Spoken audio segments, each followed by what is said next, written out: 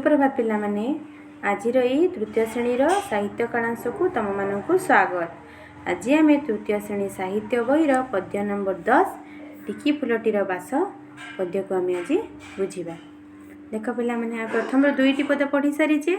आज आम तृतीय पद चतुर्थ पद पंचम पद को आज आम बुझा। बुझिपार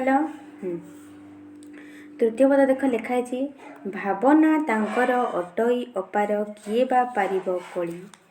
भावना तांकर अटई अपार किए बा पारिब कली।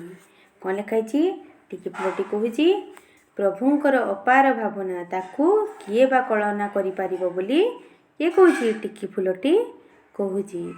तांक मन जानी करम करिले दियंती करुणा ढाली। कौन तांक मन जानी करम करिले दियंती करुणा ढाली। कहा मन जानी सृष्टिकर्ता प्रभुंकर मन जानी।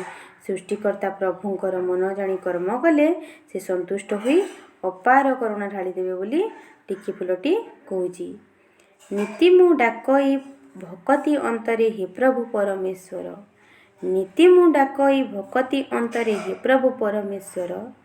बेउ बासटिक माखी देई अछ प्रति पाखुड़ारे मोर।